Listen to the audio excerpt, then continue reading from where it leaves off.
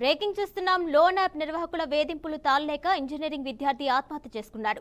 విద్యార్థి మృతదేహం గుంటూరు జిల్లా తాడేపల్లి వద్ద కృష్ణానదిలో లభ్యమైంది. పోలీసులు తెలిపిన వివరాల ప్రకారం విజయవాడకు చెందిన మురికింటి వంశీ ఇంజనీరింగ్ చివరి సంవత్సరం చదువుతున్నాడు. ఇంట్లో తెలియకుండా లోన్ యాప్లో 10,000 రుణం తీసుకున్నాడు. అయితే యాప్ నిర్వాహకులు ₹1,00,000 కట్టాలి అంటూ వంశీని వేధించారు. ఈ విషయాన్ని ఇంట్లో చెప్పేందుకు భయపడిన విద్యార్థి ఈ నెల 25న ఇంటి నుంచి వెళ్లిపోయాడు. తాను చనిపోతున్నానంటూ కుటుంబ సభ్యులకు మెసేజ్ పెట్టాడు. ఆ తర్వాత నుంచి ఫోన్ స్విచ్ ఆఫ్ వచ్చింది. ఆందోళనకు గురైన కుటుంబ సభ్యులు 2 రోజులుగా గాలింపు చేపట్టారు. ఈ క్రమంలో తాడేపల్లిలో కృష్ణానది వద్ద మొబైల్ ఫోన్, చెప్పులు, బైక్ కనిపించాయి. నదిలో గాలింపు చేపట్టగా వంశీ మృతదేహాన్ని గుర్తించారు. తండ్రి ఫిర్యాదు మేరకు తాడేపల్లి పోలీసులు మృతదేహాన్ని బయటకు తీశారు.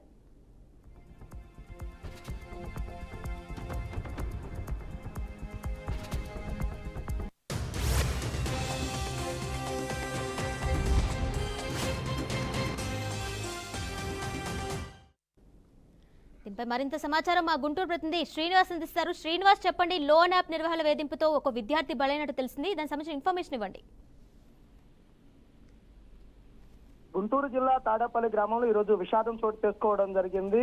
అల్లారు ముద్దుగా చదువుకోవాల్సినటువంటి విద్యార్థి లోన్ యాప్ లో చిక్కుకొని సూసైడ్ చేసుకున్నటువంటి ఘటన నమోదు కావడం జరిగింది. ముఖ్యంగా చూసినట్లయితే తాడేపల్లిలో చదువుకున్నటువంటి విద్యార్థిని ఈ రోజు చనిపోతున్నానంటూ ఫ్యామిలీ మెంబర్స్ కి మెసేజ్ చేసి ఆత్మహత్య చేసుకున్నటువంటి పరిస్థితి కూడా ఉండడం జరిగింది.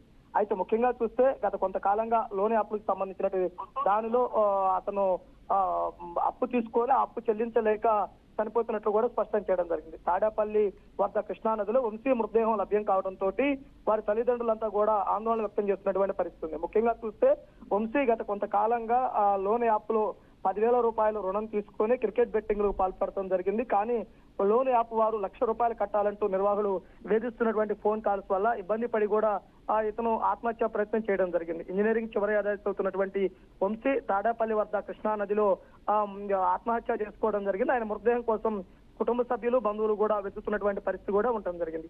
అయితే ముఖ్యంగా చూసుకున్నట్లయితే కనుక లోన్ యాప్ లో ఉన్నటువంటి వారు రికవరీ ఏజెంట్లు నిత్యం ఫోన్లు చేసి వేధిస్తున్నటువంటి విషయాన్ని తల్లిదండ్రులకు కూడా చేరవేయడం జరిగింది. ₹10,000కు ₹1,00,000 కట్టాలని నిర్వాహకుల వేధింపుల వల్లే తాను చనిపోతున్నట్లు కూడా అతను స్పష్టం చేయడం జరిగింది. అయితే ముఖ్యంగా చూసుకున్నట్లయితే గనక లోన్ యాప్ నిర్వాహకుల వేధింపులకు ఒక విద్యార్థి మృతి చెందిన ఘటన నమోదు కావడంతో స్థానికులంతా కూడా లోన్ యాప్లపై కూడా ఆవేశం వ్యక్తం చేస్తున్నటువంటి పరిస్థితి ఉంది. అయితే ఇంజనీరింగ్ చదువుతున్నటువంటి వంశీ ₹10,000 రుణం తన ఫోన్ లోనే ఆన్లైన్ ద్వారా పొందడం జరిగింది. ఆ లోన్ యాప్ల వారి వేధింపుల వల్లనే చనిపోవడంతో ఆ ప్రాంతం అంతా కూడా విషాదం అనుకున్నాయి.